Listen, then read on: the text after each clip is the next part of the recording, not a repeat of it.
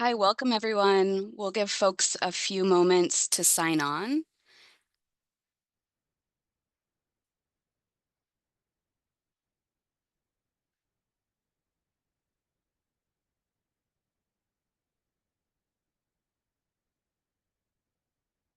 Welcome in. We're giving folks a few minutes to sign on.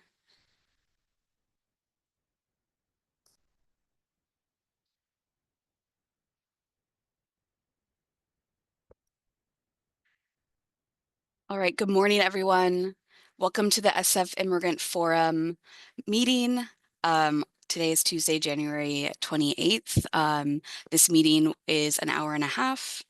And before we get started, I'll read an interpretation channel message for those of you that would like to access interpretation. So on your computer, move your mouse to make the options bar at the bottom of your screen appear. You'll find a small globe/atlas there, and you can click on it to select the language that you need. If you're on your smartphone, tablet, or iPad, touch the screen to make the option menu appear. Click the three dots or more option, and then select language interpretation, and then select your language and done. You should now see the globe on your computer or other device. And if you're connected on a smartphone, look for the interpretation function. Don't forget to select done once you've selected your language, and you will be able to listen to the interpretation in that channel.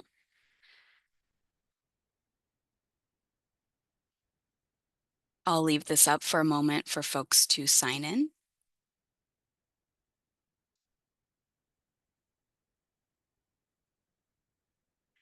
All right, well, welcome everyone again to the SF Immigrant Forum regular meeting. This is the agenda of what we will cover today, but before that, my name is Jamie Richardson. I use she, her pronouns, and I'm the Senior Communications Specialist for the Office of Civic Engagement and Immigrant Affairs for the City and County of San Francisco, also known as OSEA. Today, we'll introduce what the SF Immigrant Forum is, for those of you that might not know, and we'll introduce our steering committee led by 4 different city departments. And then after that, we will have a Know Your Rights and San Francisco Rapid Response Network training, and that will be provided by SF Island, the San Francisco Immigrant Legal and Education Network. And following that, we'll have a short presentation from the Deputy Director of OSEA, Richard Whipple, on local resources for immigrants outside of the rapid response training. And then we'll end with a short Q&A. So the chat is disabled for this webinar. However, if you do have questions throughout the presentation, we encourage you to use the chat function, the Q&A function, sorry, to ask those questions. We will try to get to as many questions as possible, but know if you're asking a very hyper-specific question, we might not be able to get to that. And please do not ask if we are recording or sharing the slides after this presentation, because we will be. So you don't have to worry about that. We will be sending the recorded webinar as well as the supplementary slides afterwards. So before we get into what the SF Immigrant Forum is, we'd like to introduce our steering committee. And I'll start first with the Deputy Director of OSEA, Richard Whipple. And so I'll pass it to you, Rich. Thanks, Jamie. Hi, everyone. I'm Rich Whipple, he, him, his pronouns. As Jamie mentioned, I'm our Deputy Director here at OSEA. Our office we'll talk a little bit more about later, but we were created in 2009 really to be a bridge between the immigrant community and the city and county of San Francisco. So we're very excited to be part of this important forum and part of an effort to really be more intentional and more cross-departmental in supporting our immigrant community, and really appreciate you all being here today and appreciate our sister departments for being part of this important collaboration. And I will pass it off to my colleague, Christy, DPH. Hi, thanks. I'm Christy Dietrich. I'm with a program manager with the San Francisco Department of Public Health, as well as Newcomers Health Program. And the Department of Public Health promotes and protects the health and wellness of all San Franciscans, regardless of immigration status. And I'll pass to my colleague, Andy. Hello, good morning, everyone. My name is Andy Beatley Hegler. Very happy to be here representing San Francisco's Human Services Agency, or HSA. We provide a lot of different benefits and services to the community, including Medi-Cal, which as of January 1st, 2024, is available to all Californians regardless of immigration status. Also CalFresh, which was formerly known as food stamps, as well as different types of cash aid from CalWorks for families to refugee cash assistance and many other benefits as well. So very happy to be here. I know one issue that we've talked about in the past that many in the immigrant community might be wondering about is public charge. And I think we'll talk about that later in the meeting, but I will just put a link to our website's public charge page in the chat now. And so thanks again. And now I want to pass it to Vicky Castro.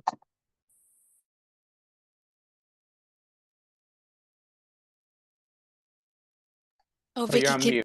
yes. That might help everyone. Let's try that again.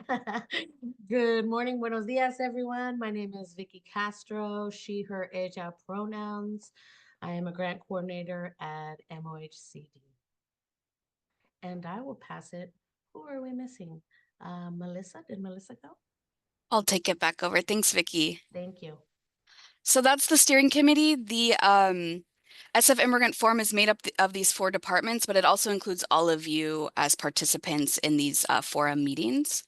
But what is the SF Immigrant Forum? In the past, it was known as SF Cares, and we're really coming back together kind of in a post-COVID new era to renew that alignment between city departments that primarily serve the immigrant community, asylees and refugees across San Francisco. And this effort is made up of three prongs, and that includes a website, an email listserv, and a community forum like this. So I'm going to go into kind of each of those components, but the forum is encapsulates all 3 components. The website is sf.gov/immigrants, and this is a newly launched website that combines all immigrant resources that are low barrier, easy to access, likely low cost or free, that are available in the city and county of San Francisco for immigrants of all different statuses. It's not focused on any one particular status. And the resources, I've listed them here, but I encourage folks to check out this website and really see the resources available. It expands beyond immigration legal support to include all different resources. So, and if you have an idea of a resource that could be included, please do reach out. We'll provide some contact information later on. The second component is the listserv. The SF Cares listserv was very active, so we hope we got everyone from that listserv onto the new SF Immigrant Forum listserv. And if you don't know about the listserv, we encourage you to join. So the group name is SF Immigrant Forum, and the email address is listed there. Everyone that has signed up today will be sent an invite to join this listserv if you're not already on it.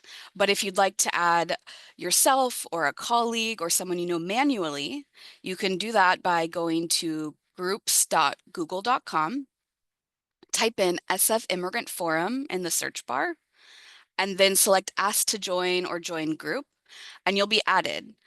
If you send an email to sfimmigrantforum@googlegroups.com, that message will go to everyone on the listserv. So it's a really great way to share resources, upcoming events that are helpful for folks to know about, that they can share, spread the word. For example, upcoming free workshops for immigrants, resources for service providers, education. So it's going to be a great way for us to continue to coordinate and share resources as we move forward. So if you haven't joined the listserv, again, you will be sent an invitation after this webinar, but you can also manually add yourself.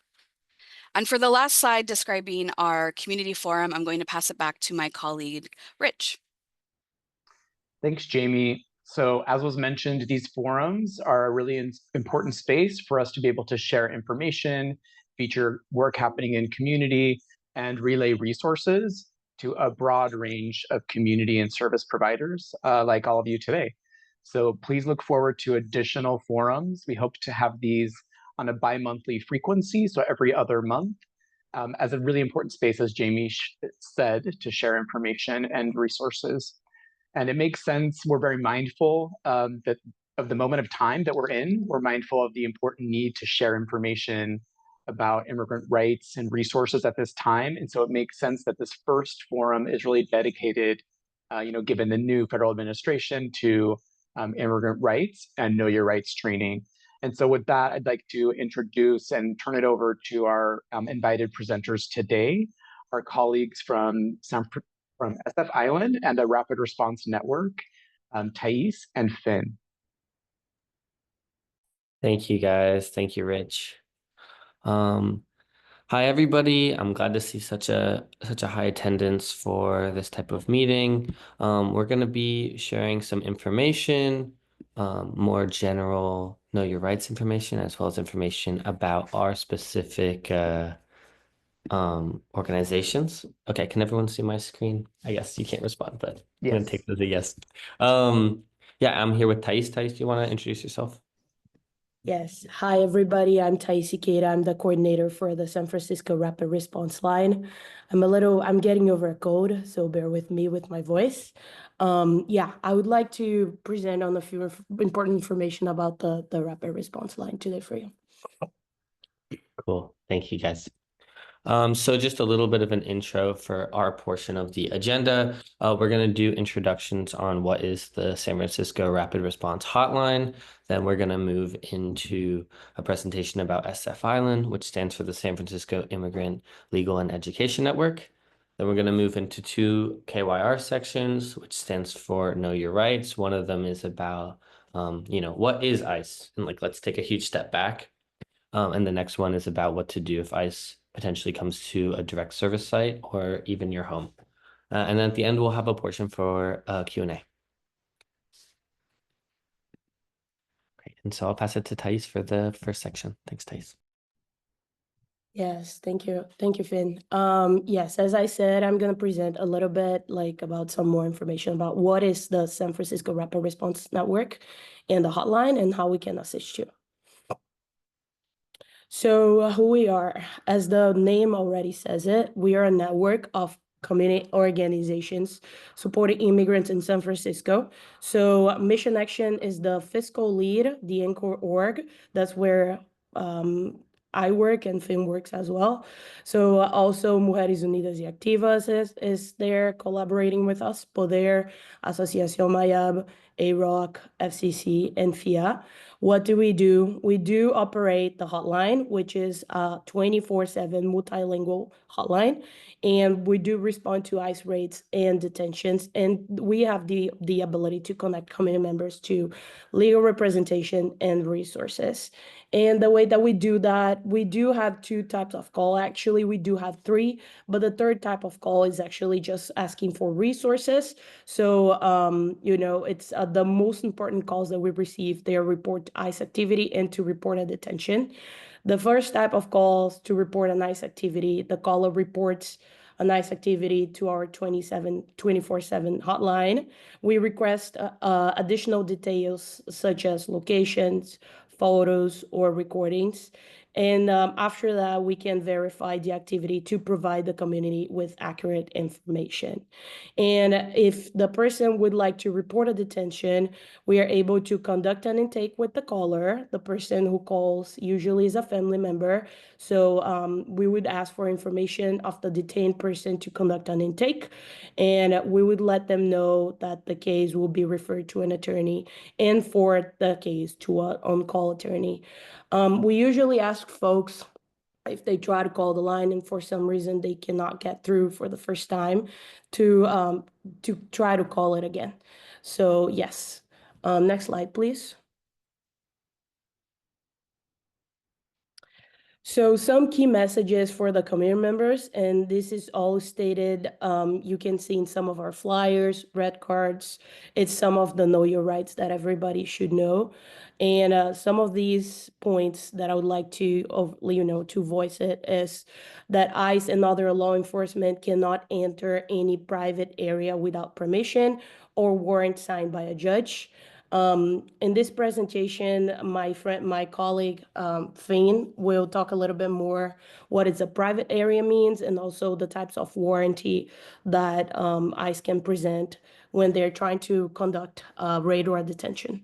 Also, please tell folks do not open the door without a signed warrant.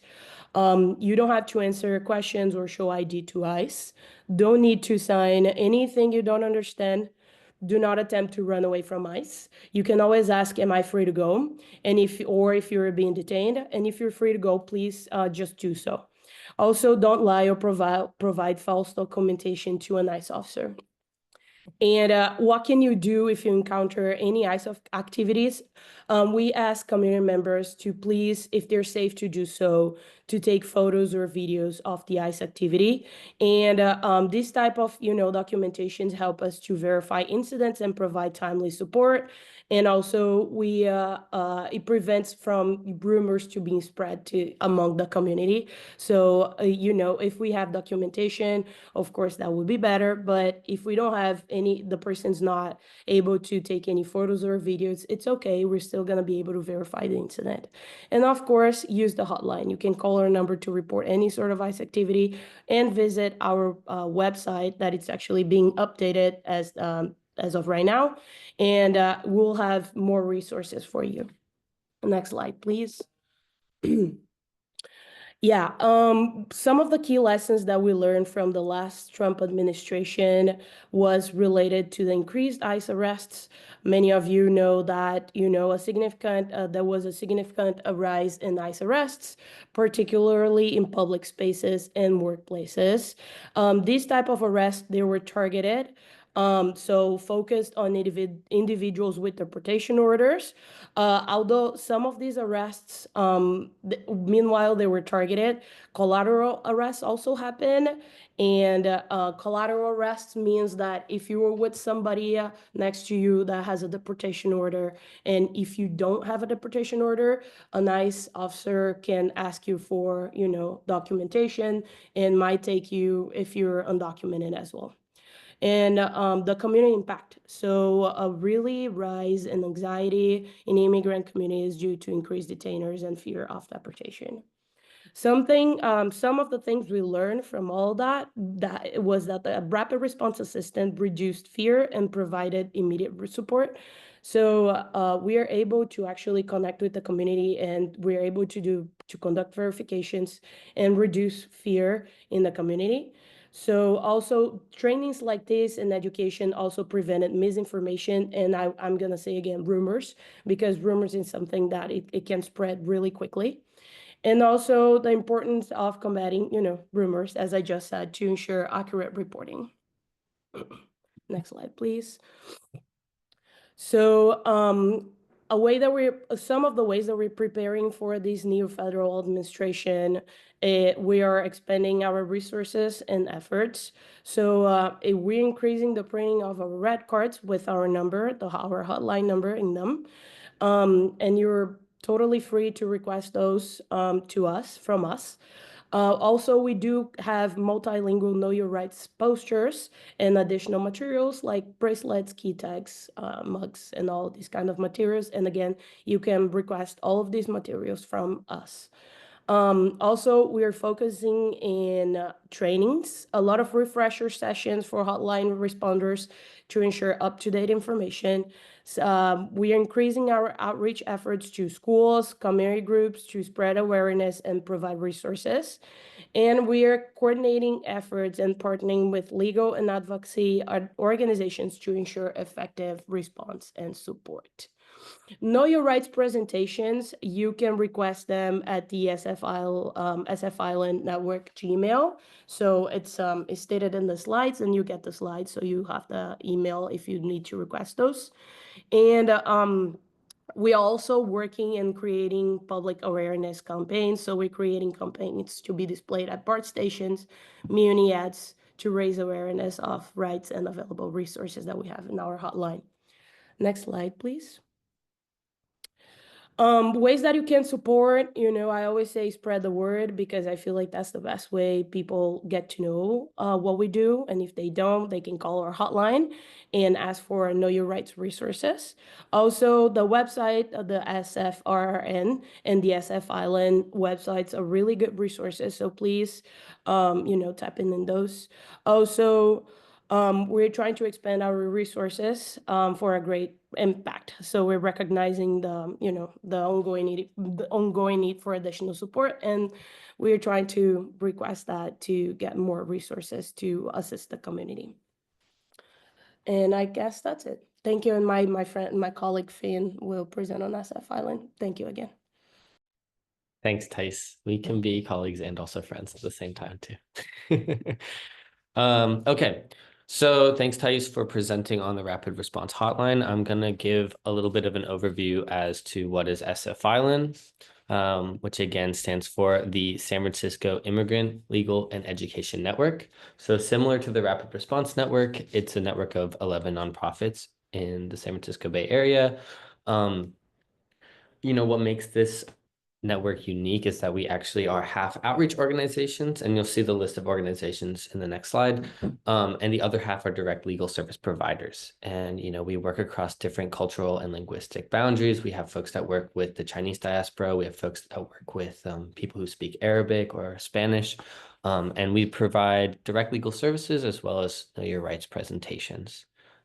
Each year we serve around 2,000 community members. I think the estimate's a little low. And that's, again, both direct legal services, so consultations, representation, form processing, as well as also those Know Your Rights presentations that Thais was kind of mentioning at the schools and stuff like that.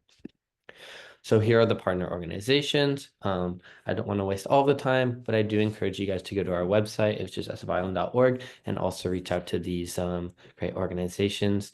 Thais and myself work at Mission Action, which you can see here in blue. We are the fiscal lead, but the way the network operates is that we're actually a somewhat democratic network where we all vote and make decisions together. So if you see SF Island's name on something, it means these organizations are collaborating. These organizations are also part of other collaboratives as well, so you might see them around. Great. When is a good time to contact SF Island? You can reach out to us directly or the partner organizations for direct legal services. As I mentioned, those organizations do provide full legal representation for immigrants, form processing, which is like green card renewal, work permit requests, also consultations, which I'll be mentioning later.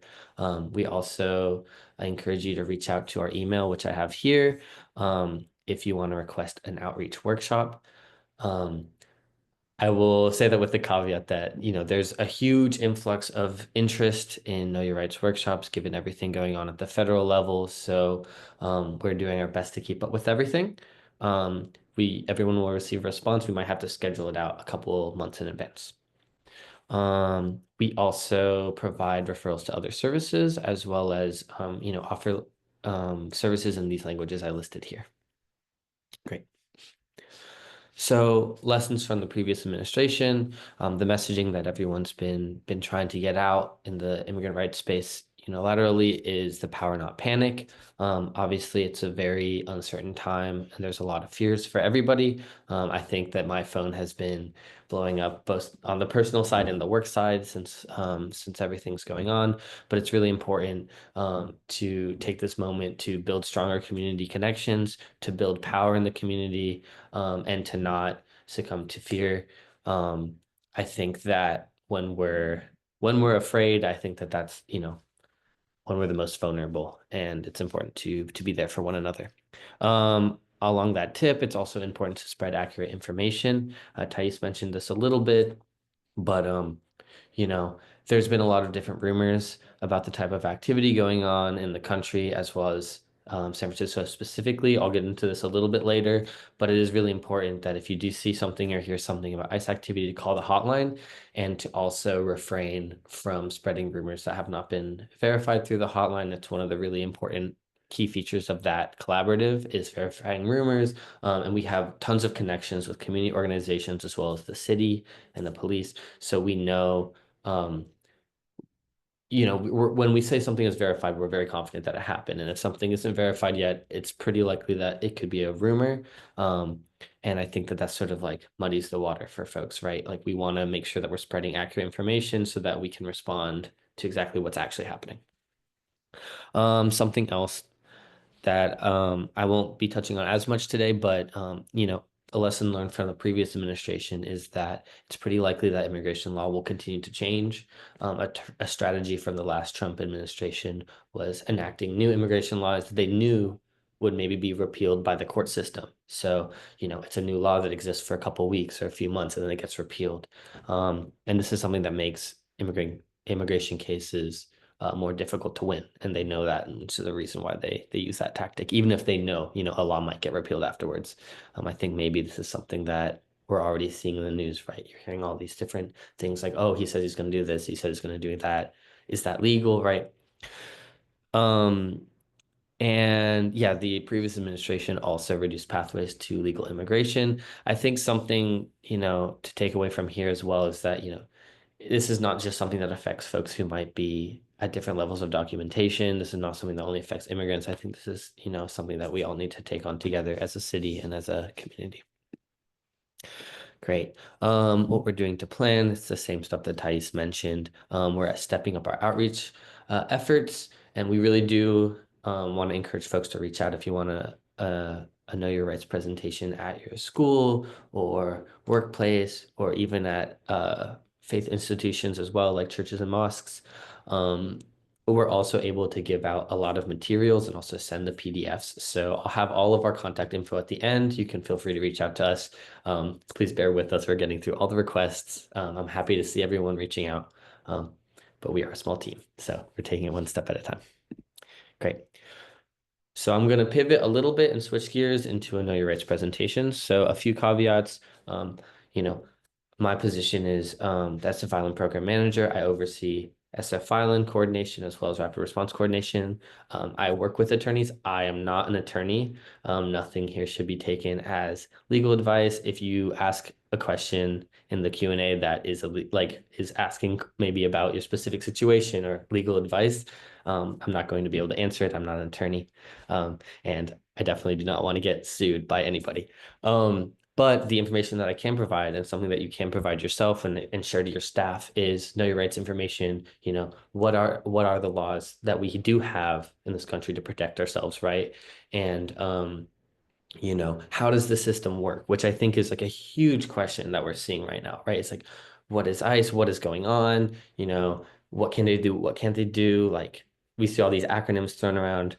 And obviously that's not legal advice, right? That's just explaining how the system works. So that's what I'm going to attempt to do to the best of my ability in the next few slides.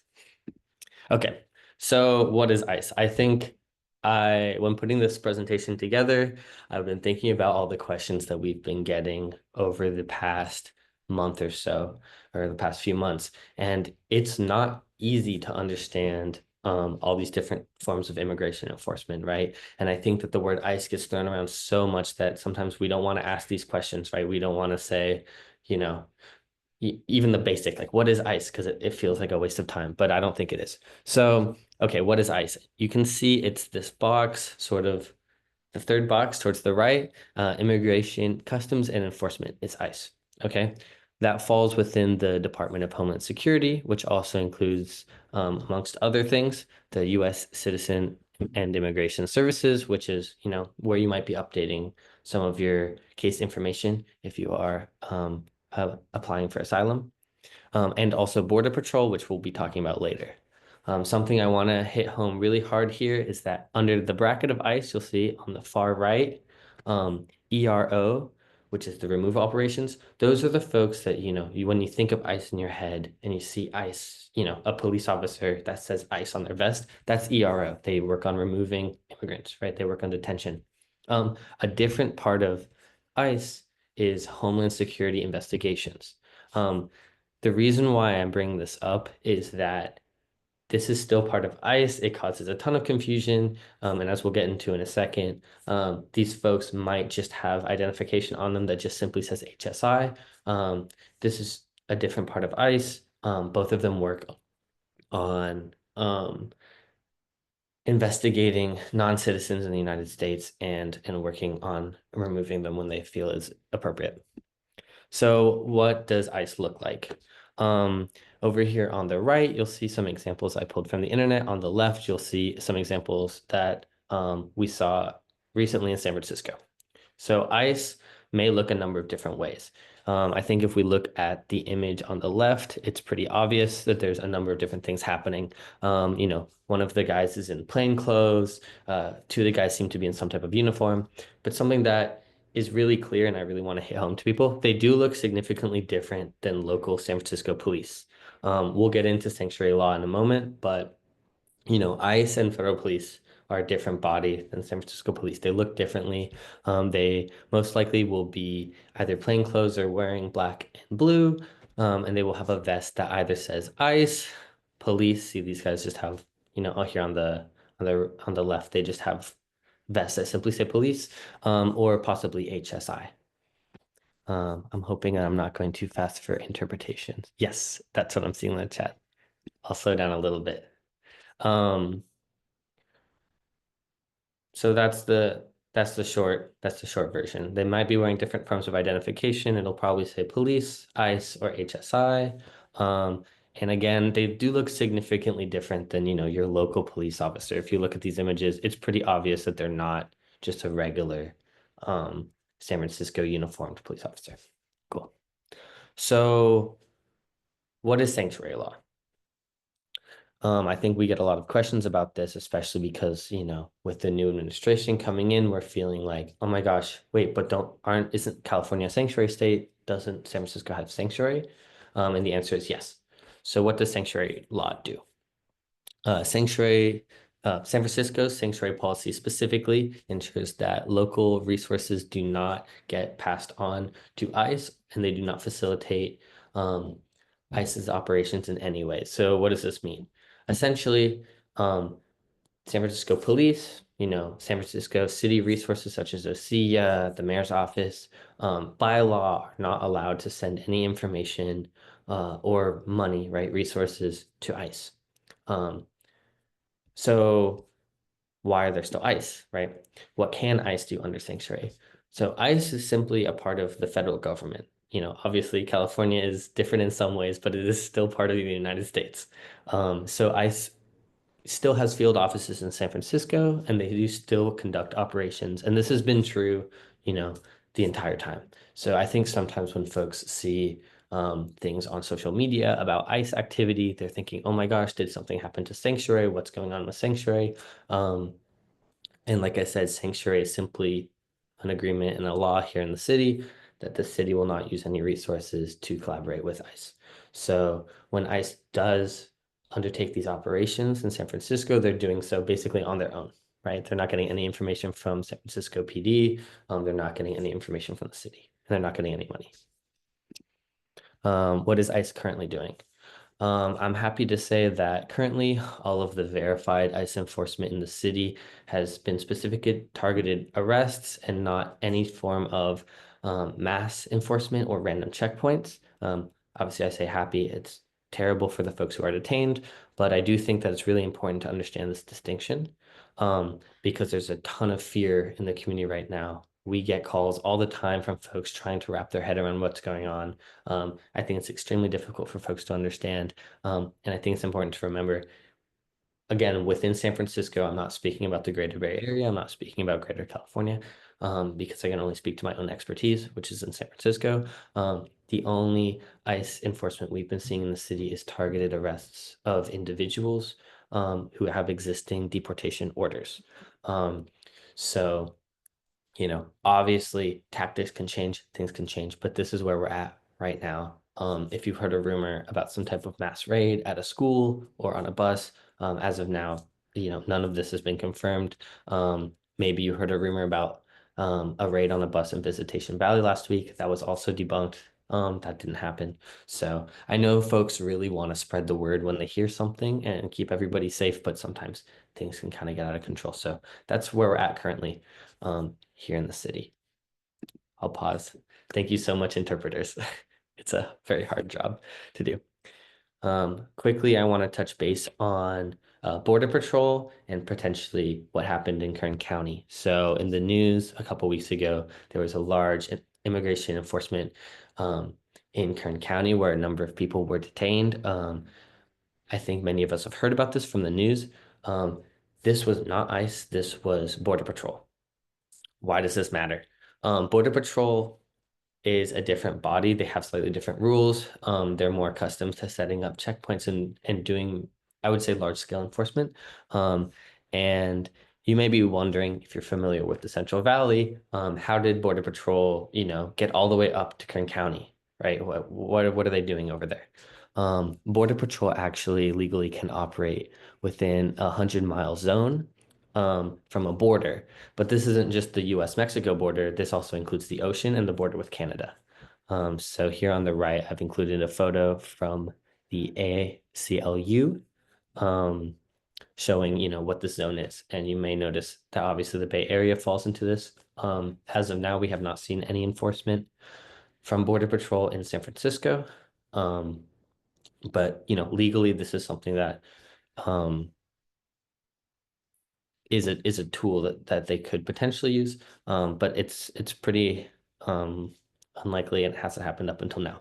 But yeah, I think that was something I wanted to include because a lot of people have been asking me about what happened in Kern County, because there's a lot of these scarier tactics that we hear about, right? Like checkpoints and asking folks for papers and things like that. And those would be more in line with Border Patrol tactics. Okay. Pause for interpretation, maybe. Okay. Hopefully I'm not going too much. Okay, great. Something else I want to mention is that not everyone has the same risk, right? Not all immigrants are vulnerable to deportation, and most people have the right to have their case heard before an immigration judge before being deported.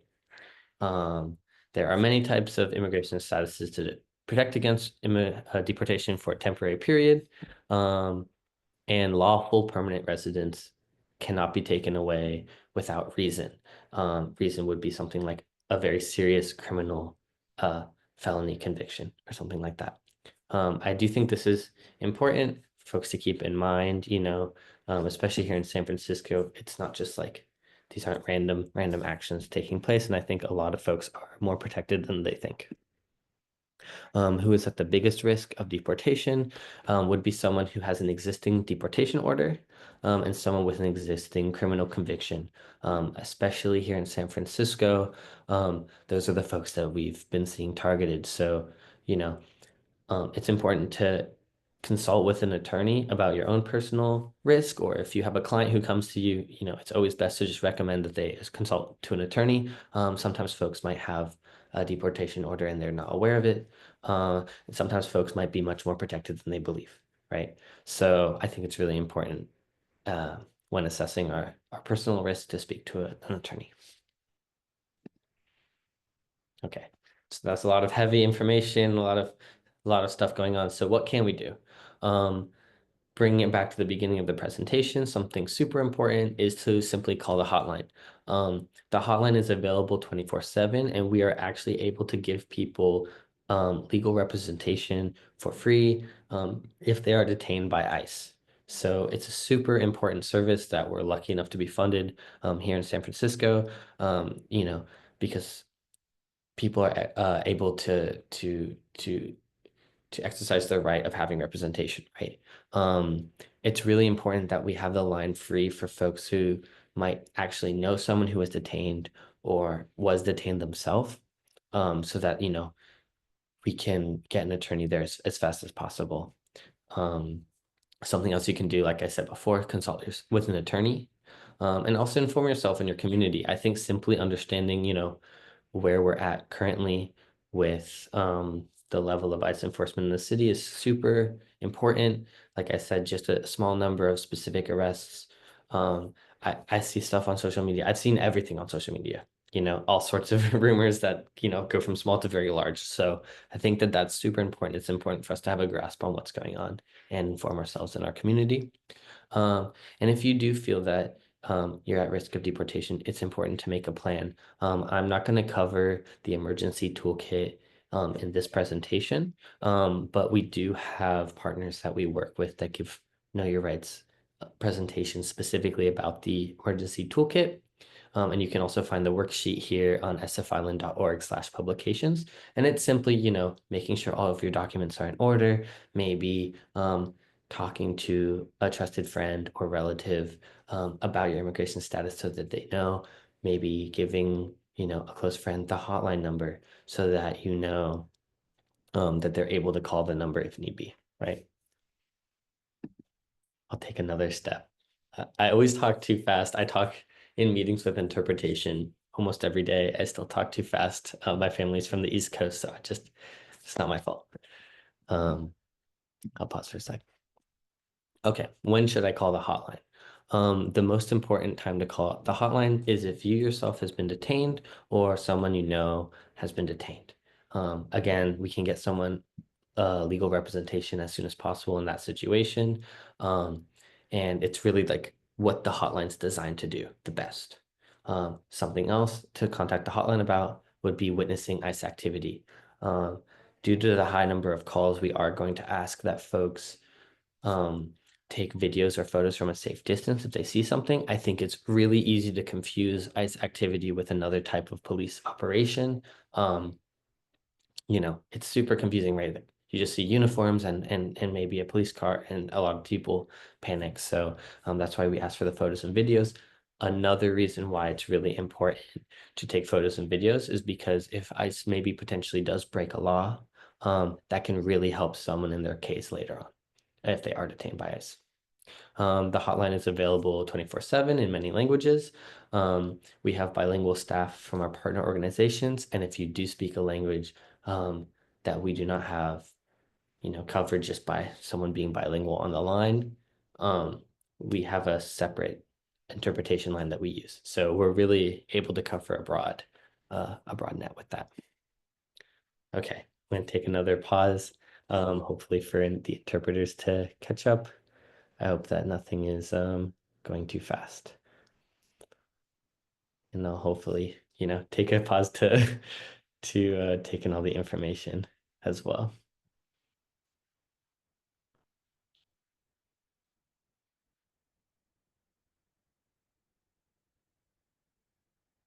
Okay. This next section of the presentation was put together by our legal director, Sean at Mission Action. I've made some tweaks because this was intended initially for our program staff here at Mission Action. But the advice, and the sort of framing was put together by an attorney. Great. So why does it matter, all this Know Your Rights information? It's important to build trust with your client population. It's important for your organization to assert its rights. And it's also important to remember that we are a sanctuary city. And even more broadly, it's important to be in compliance with confidentiality and state laws. Sometimes, ICE is pushing for information, and you as an organization could be held accountable for breaking some type of confidentiality law. I think that something that I've heard given in these presentations before that always really stuck with me, to the extent that, we have limitations on law enforcement in this country, it really functions by people asserting their rights. If we don't feel empowered to assert our own rights in the face of ICE or any other type of law enforcement, a lot of these laws simply just don't work, right? Because it's up to us to feel empowered to sort of push back in these situations. So know your rights with ICE. ICE and other law enforcement cannot enter any private area of a business without permission or a warrant signed by a judge. I'll get into the warrants a little bit later, but that's really important to understand. Something else to know, you're not obligated to reveal client information to ICE. And, I'm going to get into this also later, but it's really important to come up with a protocol at your organizations if this is something that you're afraid of, and to feel confident, telling ICE basically, look, I'm not authorized to answer any of your questions. I'm going to contact, my manager, or can you wait here? I'm going to contact whoever it is at your organization that you're going to contact. The reason why this is really important to keep in mind this first bullet point about not entering a private area of a business is that if you have a posted sign of a private area, they know that they're not allowed to go back. You don't even need the sign, but the sign makes it really concrete. I'll give like a common example, right? Like if you go, into a normal office, there's like a doctor's office, right? There's a waiting room. That seems like a place where the public can access. If you, without talking to the receptionist as like a normal citizen, go directly back into a doctor's room, that would be strange, right? That's not really your space. That's not really a public space, right? So even if they don't have anything posted, ICE officers in that situation, it's the same rules apply. They're not supposed to just go back there without permission. And that's exactly why they're going to approach you and try and get permission to go into that type of space. Another great example would be a restaurant. As a regular person, you can walk into a restaurant and sit down and ask for food. That's not strange. But if you walked right in and just walked right into the kitchen, that would feel wrong, right? That's a private area. We understand socially that that's a private area. And that it's very important in this context as well. And that's the exact reason why ICE officers would go up to a staff member, is to try and coerce that permission to go into the back area. I'll get into that in a second. It's a great idea for your organization to create protocols and instructions for frontline staff in case this does happen. I have some examples here. I can't give you permission to enter. I have to speak to my manager or supervisor. I think a really good way of looking at this is, I'm not sure of everybody's, position in this call, but if you are frontline staff, like this is simply above your pay grade. And I think that's the best way to interact with law enforcement and ICE in this specific situation, right? It's like, hey, oh, I don't know. They're asking you for information. They're asking you permission. Oh, I'm sorry. I have to get my manager. I have to get my manager. And just, it's not confrontational. It's just simply, there's nothing I can do. I have to go above my head. Can you wait here for a moment? And then you work on, whatever protocols you have at your organization to follow. You similar to if you're a regular person, you always have the right to remain silent. You don't have to confirm or deny that any clients are at the site. You don't have to hand over any information. And it's a great idea to make the agents wait in a public area. Like I said, if your organization has a waiting room or some type of foyer or front area, maybe it's a good idea. Maybe you should put up a private or staff only sign so it's really clearly distinguished, and just simply ask the officer to wait there as you get your manager, right? For the managers, you do not have to give consent to ICE to enter any private area of the site. This is here explaining what I mentioned earlier about private is an area that the general public wouldn't enter.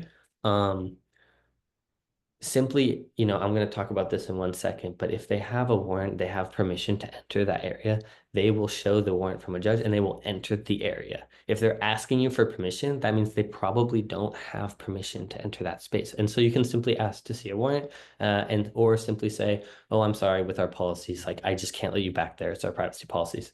And, I know it's scary to talk to people in uniforms. I know it's scary to talk to ICE officers or any type of law enforcement.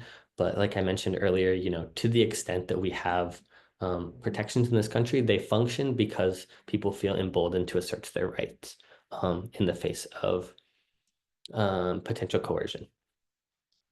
And, a great idea for these managers is to ask for a copy of the warrant, and it can be presented to your director for permission to enter.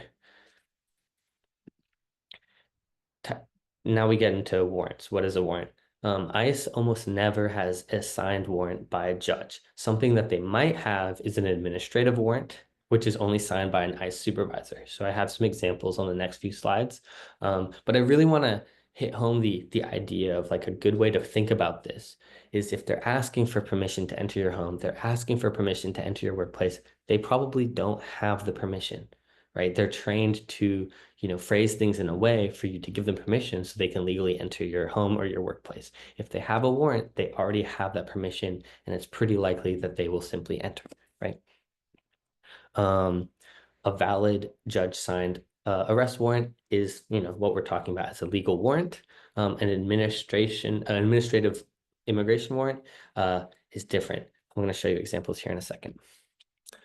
So here on the left, we have, an immigration and customs arrest warrant. And here on the right, we have an immigration and customs enforcement. So ICE removal warrant. Both of these would be not warrants signed by judges. You'll see at the bottom, it says signature of immigration officer. So those are not warrants signed by judges. And right here, we would see arrest warrants with a judge's signature. It says signature from a judge's signature at the bottom. And it says at the top, United States District Court. So I know they're both formal documents. I know, it's a stressful situation, which is why I'm really urging folks to just scale this up to your executive leadership at your organization. And these slides will be available. This is something you can also look up on the internet. This would be the type of warrant that you would expect to see if they had permission, and it would be from a court with a signed by a judge. And again, it would be very likely that they would enter if they had this type of warrant. Okay. I'm going to take another pause for interpretation. Hopefully this is helpful. Hopefully I'm speaking at a good pace.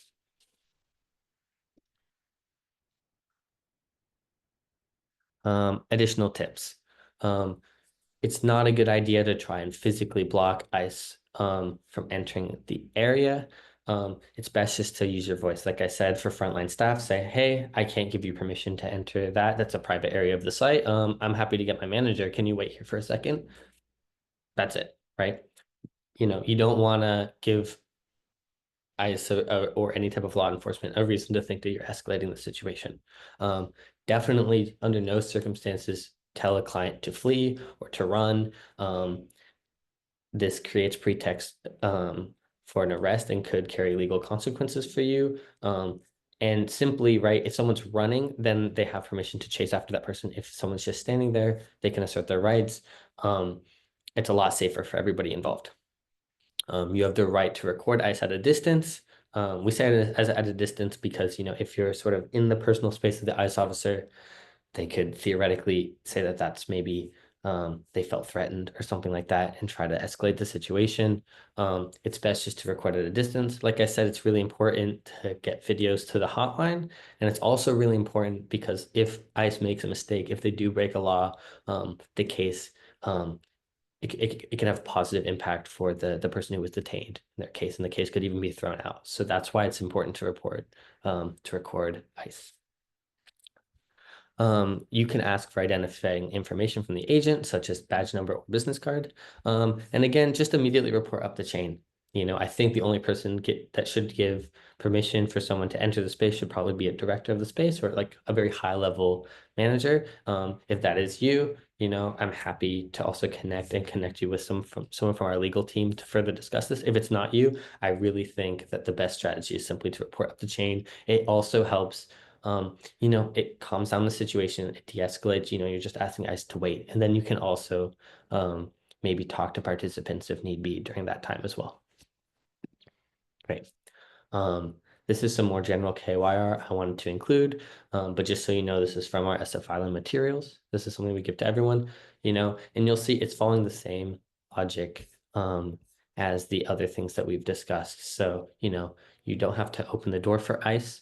It's very common that folks are able to avoid interacting with ICE simply by not opening the door. Again, if they have permission to enter your home, if they have a signed warrant by a judge, it's likely that they may just simply do so. If they're knocking, that means they're asking for your permission and you don't have to give it to them. So simply don't interact with them at all. I would recommend folks simply to not answer the door. You can always remain silent. Definitely never sign anything unless you speak to an attorney, and call the hotline.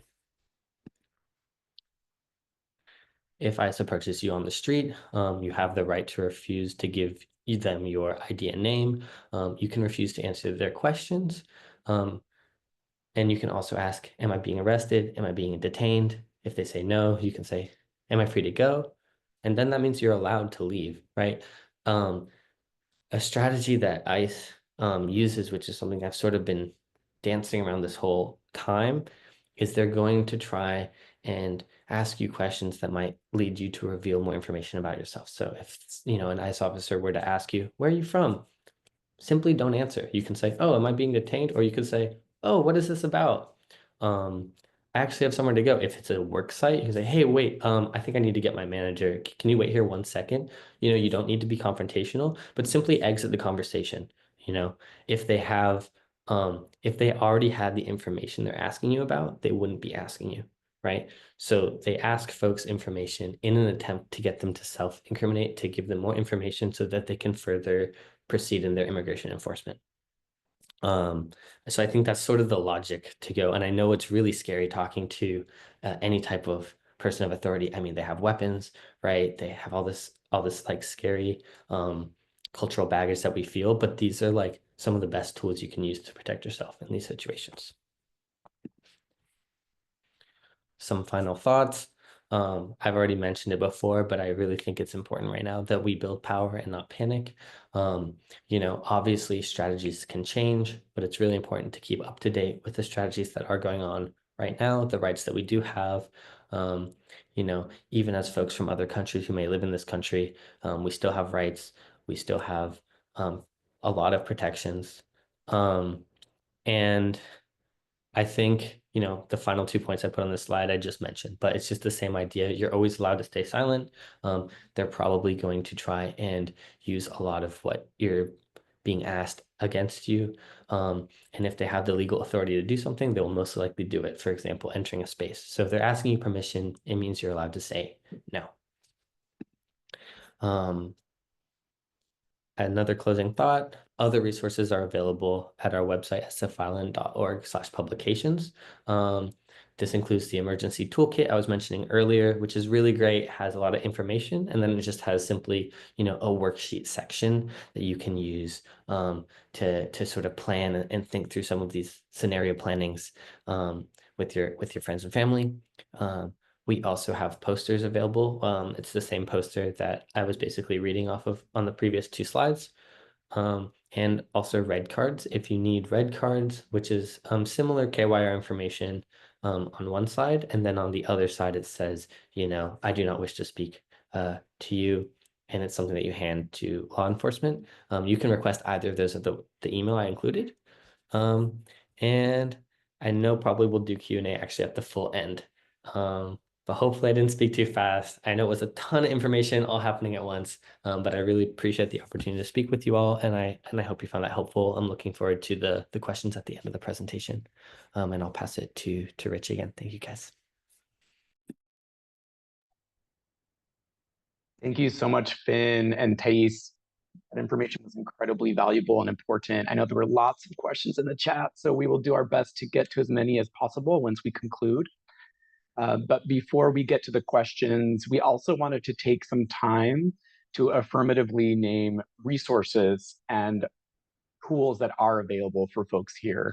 We know there, as was shared, there's a lot of things to prepare for, but there's still resources available. So let's talk about some of those for a moment.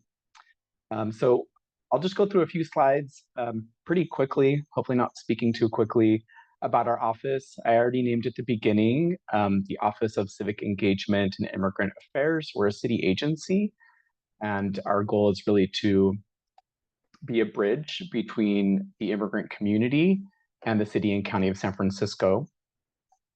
So we can go to the next slide, please. And one more slide. And we do that really by being a policy, compliance, direct services, and grant-making department. And we work in partnership with a lot of the folks, community providers, city agencies, and other partners that are on the call today. So thank you for being here. Next slide. So we do a lot of different things in our office.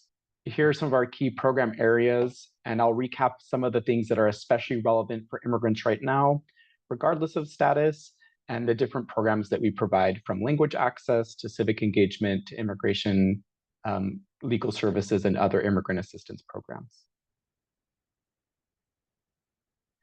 So these are immigration services that are funded by our department.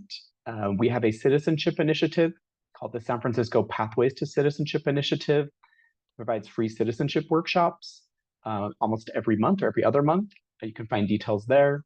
We also fund immigration legal services for DACA and affirmative relief. We also fund trans and gender nonconforming defensive asylum services, and we work with partners to provide immigration fee assistance. And these are just immigration services funded by our department. In addition, my colleague Vicky, as mentioned at the top of the call, funds a large group of immigration defensive services as well, including SF Island and SF ILDC. Some important work we do around immigrant economic inclusion. It's important to remember that there are many programs and resources for all immigrants to be able to explore entrepreneurship, business ownership, and other opportunities for migrants regardless of status to grow professionally. Here are 3 programs or work areas that our office supports directly. The first is a fellowship program, the Dream SF Fellows Program, which is a leadership and professional development program for immigrant students and aspiring professionals. The application for this year-long fellowship will be opening very soon, so please do check our website. We also support immigrant-led worker cooperatives, as does the city at large. I know some of you are with nonprofits and groups that support worker-owned cooperatives, which are a great way for immigrants to be business owners in a collaborative context. And lastly, we support and fund several programs for day laborers and domestic workers. In the last few years before this current federal administration, there was a large increase of newcomers. So we've also been doing work to support newcomers and asylum seekers by working with interagency planning groups, by holding monthly community response planning meetings, and by launching innovative initiatives like our work permit clinic, trainings of city agencies, and supporting housing innovations for unhoused migrants and newcomers.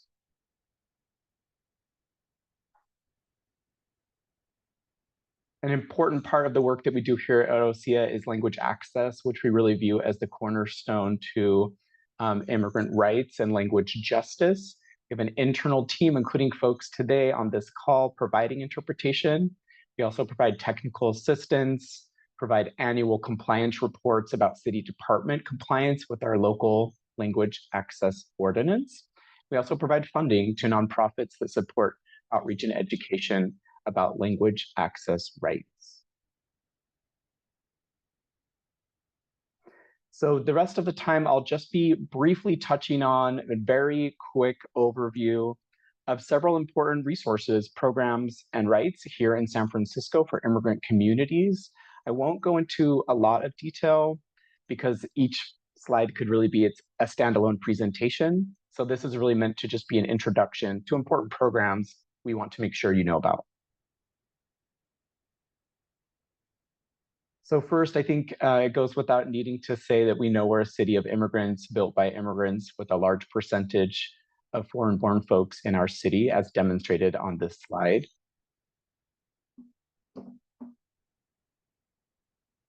And quickly, just to recap, I know Finn spoke about our sanctuary ordinance.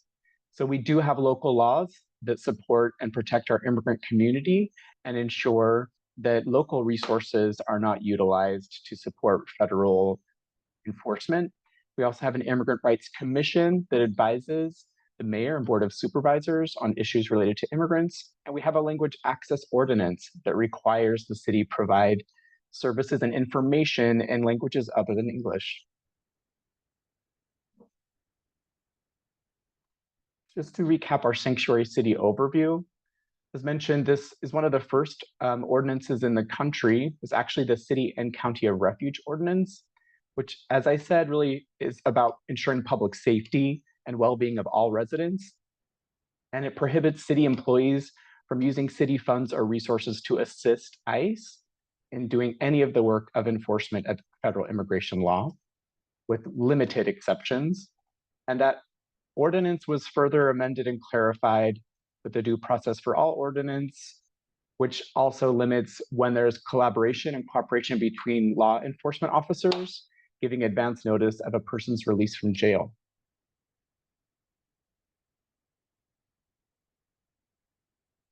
Just as a reminder, if you feel that there have been any violations of our sanctuary ordinance, or any violations of our language access ordinance.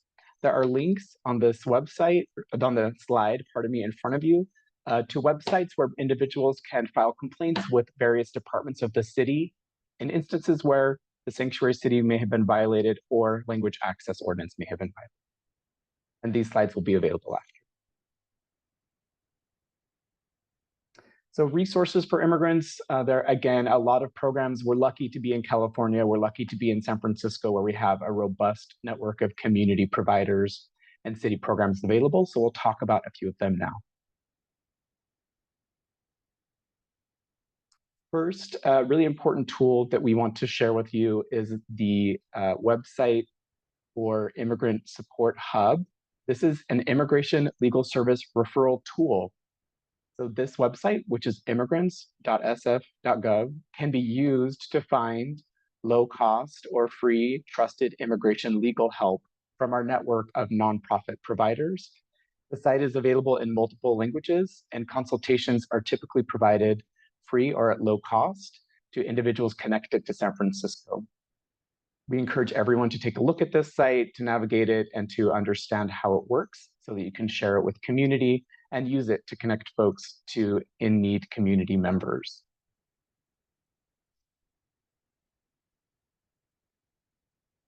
Next is our San Francisco Immigrant Forum webpage, which Jamie spoke about earlier. Just a reminder that this is the official website for the San Francisco Immigrant Forum and is a really robust collection of many types of resources and services offered by the community, and has a very detailed description of where immigrants of all types can go to get a wide range of services, some provided by community, some provided by the city.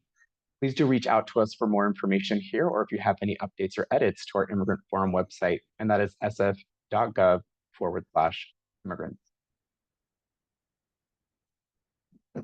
Some workshops for immigration that are ongoing that we wanted to name here. We have, as I mentioned, free citizenship workshops for any immigrant that is a green card holder that is ready to naturalize. You know, naturalization is one of the biggest protections from deportation. And our next workshop is this Saturday, February 1st. And you can find more information on sfcitizenship.org. There are still appointments available. We encourage you to visit the website and call our phone number to make appointments. We also, in partnership with SF Island and SF ILDC, support free work permit clinics. These clinics are work permits, helping individuals get work permits if they are asylum seekers and have applied for asylum, or individuals who have arrived with humanitarian parole. The next clinic for work permits will be on February 26th in partnership with the Latino Task Force.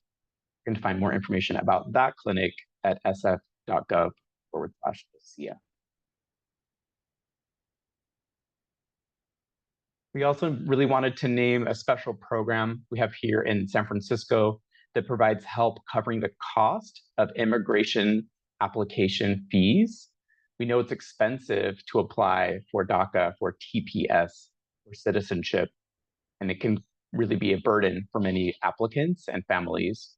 So in partnership with Mission Asset Fund, the city helps support 50% grants to cover half of the cost of the application fee.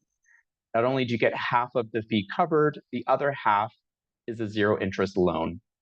It helps to build credit and also connects folks to online financial education.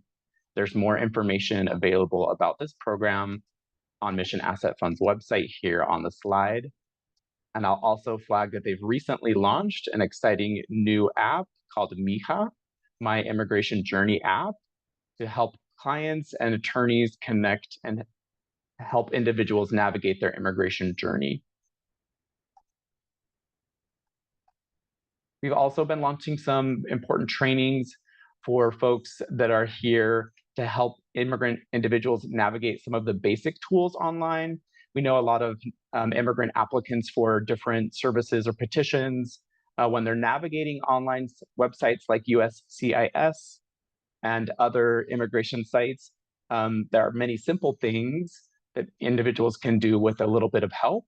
This training is to help immigrants navigate some of those immigration tools, such as changing your address online, looking up the status of your immigration case, and others. This recorded training is available and was done in partnership with SF ILDC.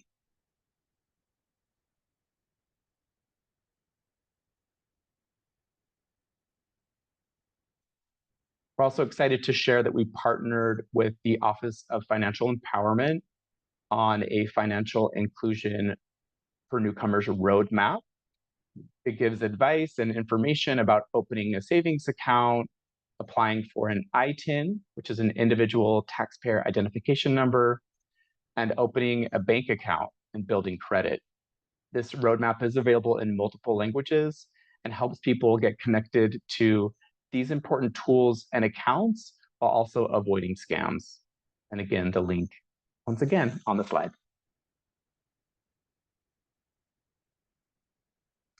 We're also very fortunate that here in San Francisco, we have a municipal identification card known as our city ID.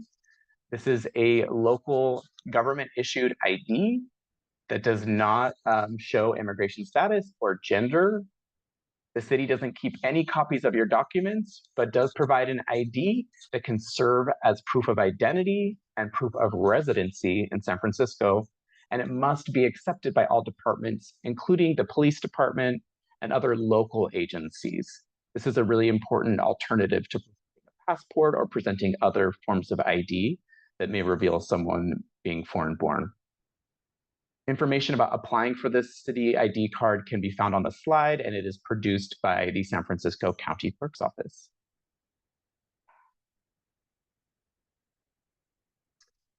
Also wanted to name that our Human Services Agency, as represented here by Andy, has done a wonderful job explaining what public benefit programs are available to which type of immigrants based on the immigration status. This link I have found to be so useful. Encourage you all to use this because it breaks down eligibility based on whether people have obtained asylum, are seeking asylum, if they have a temporary benefit like DACA or TPS, if they're legal permanent residents, green card holders, etc. So please do refer to this site to learn more about the programs that are available because there's a lot of confusion and a lot of misinformation about what programs are available to immigrants, and our Human Services Agency is doing their best to make sure that information is clear and encouraging folks to still come forward and take advantage of the services available and sharing any updates that we receive about public charge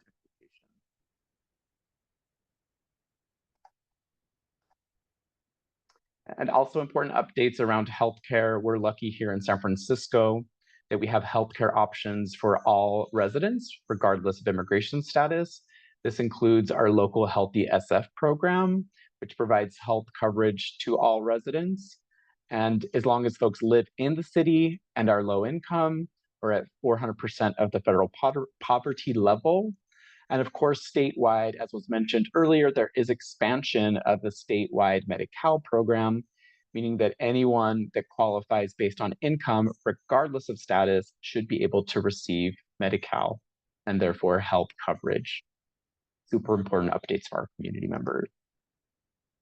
Additionally, as Christy mentioned at the top of the call, our Department of Public Health has a wonderful newcomers health program that really is designed to provide important services for refugees, asylees, victims of trafficking, and other newcomers that live in San Francisco, San Mateo, and Marin counties. You can see on the slide that there are a couple of different ways this is done, but they are based in the Family Health Center and provide specialized quality care and resources to newly arrived migrants, many of whom we know have experienced persecution, long journeys, and have had really limited access to healthcare. So there are monthly asylee orientations, there are asylum seeker health services and other health screenings that are available in our public health system here in San Francisco. And more information on the newcomer health program available at that link as well. So if I haven't fully overwhelmed you all with a giant list of resources, I'll be surprised.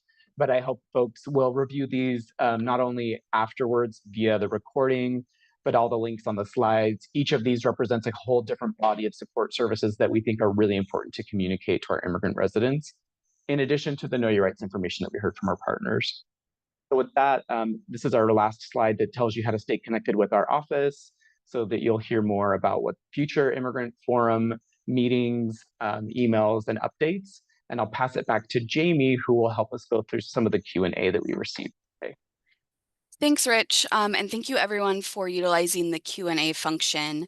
Unfortunately, we have about 10 minutes left and there were a lot of questions. I believe some of the questions that were asked earlier in the presentation were answered throughout the slides, so we'll try and get to some of the ones that we can. But the first one that I did see was, is there a resource like the SF Immigrant Forum in adjacent counties to San Francisco? And the answer is yes.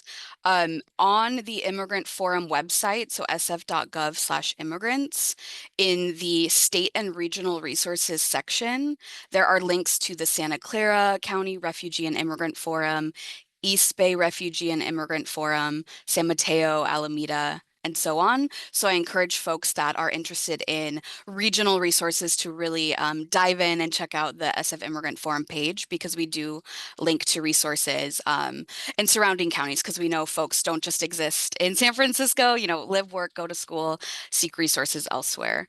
And a related question to that is about the immigration resources that are listed on our Immigrant Support Hub that Richard shared. So if folks are seeking legal help from there, we just ask that folks have a San Francisco connection. So that's live, work, go to school, seek services, attend religious services. So that is pretty broad. So I think that answers another question as well. But with that, I believe there were also some questions for SF Island about accessing Know Your Rights posters, red cards, trainings. The link was shared for sfisland.org/publication.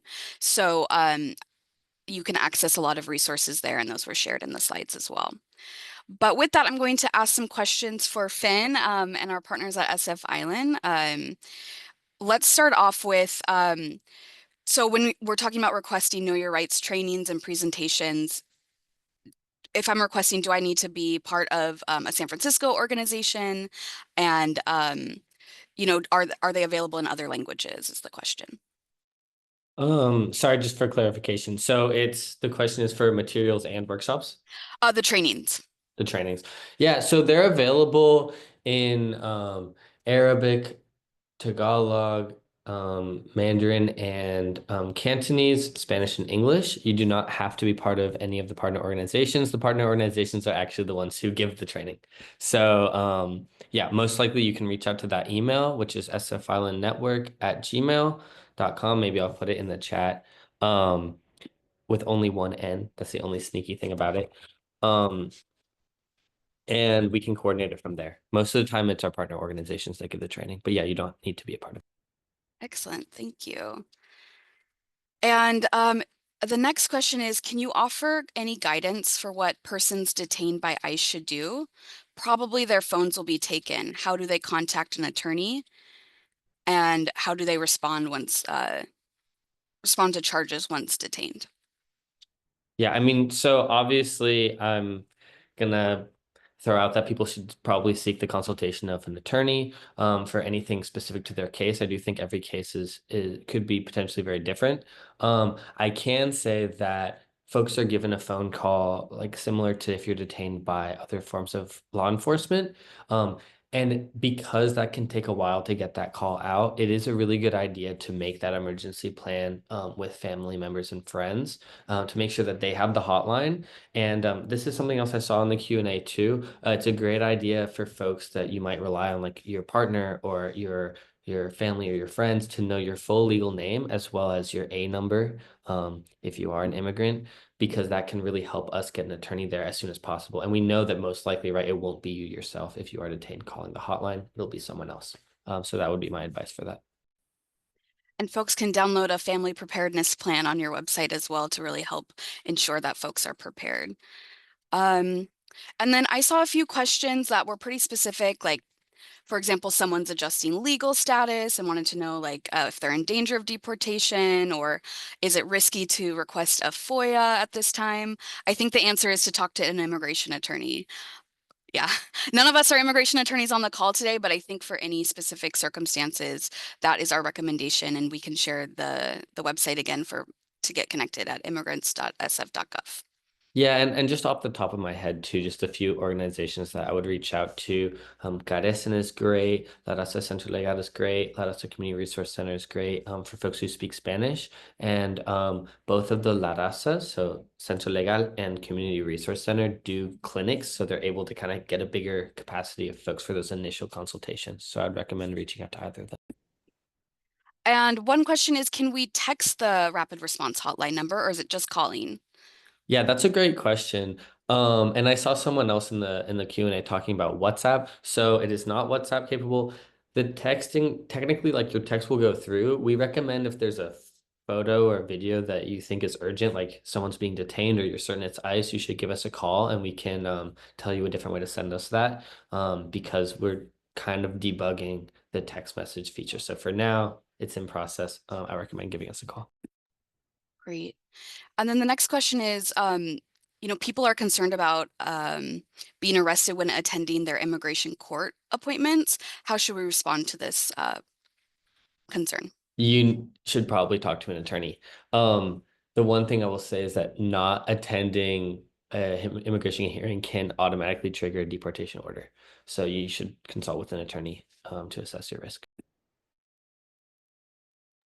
And these two questions are somewhat related, so I'll ask them together. What happens if someone doesn't, speak English and can't understand what's going on in an immigration enforcement situation, or if someone does not answer questions when being approached by ICE? Mm-hmm. I mean, I think it depends in both situations. I think it's relatively common for ICE officers to speak another language other than English. Um, Obviously, it's possible that, some of the advice that we're giving, like to remain silent and to not give over your documentation can result in folks getting detained. But the point of the Know Your Rights information is to give folks the best chance to avoid detention and also the best chance to avoid deportation if they are detained, if that were to happen. I can't really give, it just depends on the situation. It depends on the case. But yeah, obviously it's possible that folks could be detained in those situations. Great. Thank you. Another question is, I have heard that some ICE officers may be using claims of exigent circumstances to enter private space without warrants. Is there guidance on what to do if this happens at a school or community organization? Yeah, I haven't heard specific reports of this in San Francisco. But this is, yeah, I can definitely look into this and hopefully next time around give a little bit more information. Awesome. Okay. I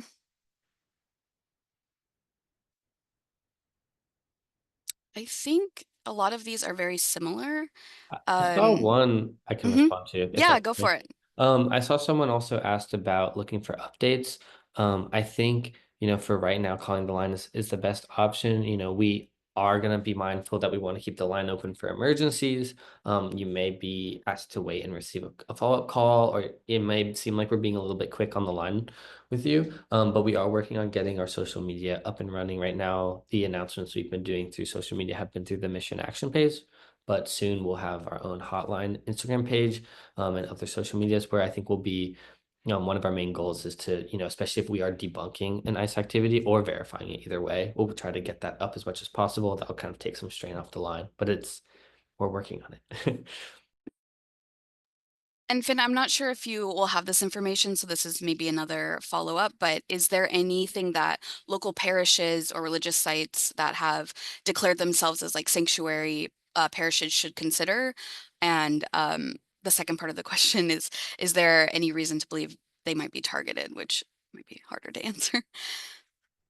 Yeah, I think that a lot of people have questions about this. I'm like around the schools and the churches and mosques, etc., that were previously, had different type of legal status than they have now. I think it depends. It's hard to know exactly what tactics they'll use next. I think that the best advice I have for those folks is to look into the resources that already exist for the spaces that were not previously protected, right? Like nonprofits and shelters and other types of things that already had to navigate this, because I think, you know, it might be advisable maybe to put up some type of sign and say this is a private area after a certain point. I'm not super familiar with, you know, each type of religious sites like layout, but like if you can find a place that makes sense, then you can start to just sort of go by the rules that restaurants and nonprofits and other folks have been using. I think that's a pretty good idea. Thanks, Finn. And it looks like we're at time, so if you have any final thoughts to share with us, I'm going to put up the slide on how to join our Google Group listserv while you do, but thanks again for everyone who attended today. Yeah, thanks y'all for having us. Yeah, I think I have the Gmail in our internal chat. Maybe Rich, if someone can post it out to everybody. That's like the SF Island Gmail as a whole. You know, bear with us if it takes us a while to respond, but definitely happy to connect with folks about workshops or more materials.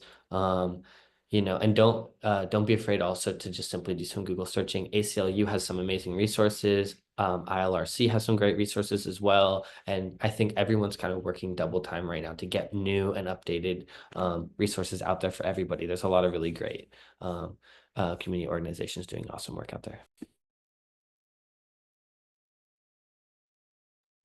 Great. Rich, any final thoughts? And wanted to thank SF Island and the Rapid Response Network for this important presentation and invite you all to come back at our next SF Immigrant Forum, which will be in 2 months. And thank you so much to the steering committee and especially to Jamie and the OSEA team for the wonderful planning, interpretation, and logistics. Thank you. And please look out for the recorded presentation link as well as the slide decks. We are going to work on getting those translated as well. So give us some time to do that, but we will be in touch. And again, thank you all for joining us today.